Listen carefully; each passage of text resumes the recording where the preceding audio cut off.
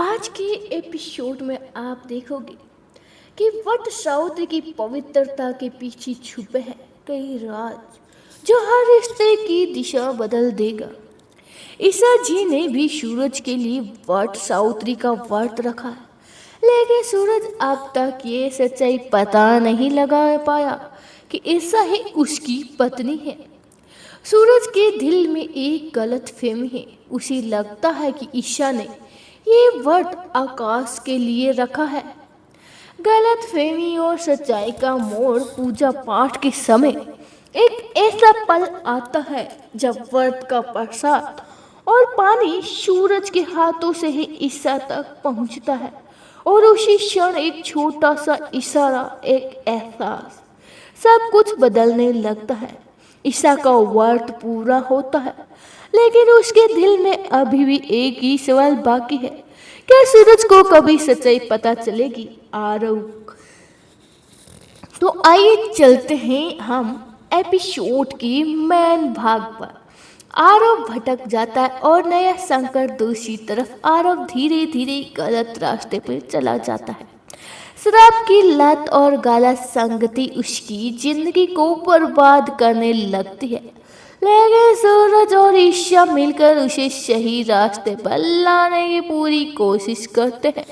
वह एक प्लान बनाते हैं ताकि आरव की जिंदगी बचाई जा सके, लेकिन हालात और बिगड़ जाते हैं। आकाश का खतरनाक खेल। आकाश बदले की आग में जलता हुआ एक घिनौना कदम उठाता है। वह असली दवाइयों को बदलकर नकली दवाइयां तैयार कर देता है। उसे लगता है कि इससे वह सबको नुकसान पहुंचा देगा और बदला पूरा हो जाएगा, लेकिन उसे नहीं पता था कि उसकी चाल बहुत जल्दी ही सामने आने वाली है। ईशा को सच्चाई का पता चलता है। ईशा को इस पूरे खेल की भनक लग जाती है। वह तुरंत ही सूरज को सब कुछ बता देती है। सूरज और ईशा मिलकर इस खतरे को रोकने की योजना बनाते हैं। काव्या और बच्चों की जान खतरे में आती है। आरव को भी चेतावनी दी जाती है, लेकिन वह मानता नहीं है। इसी बीच काव्या दवाई ले लेती है और उसकी हालत बिगड़ जाती है। जहर जैसा असर उसके शरीर में फैल जाता है। वह अस्पताल में भर्ती हो जाती है, और फिर उसी समय एक मेडिकल कैंप में नकली दवाएं और इंजेक्शन का इस्तेमाल होने वाला है।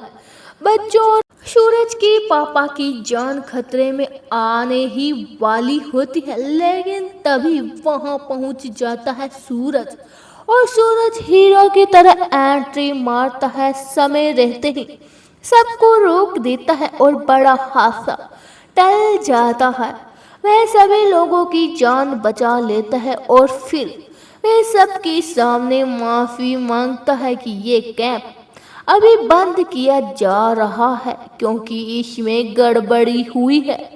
फिर आरव को एहसास हो जाता है, और आरव भी आखिरकार अपनी गलती का एहसास हो जाने पर उसकी आंखों में पछतावा साफ दिखाई देता है।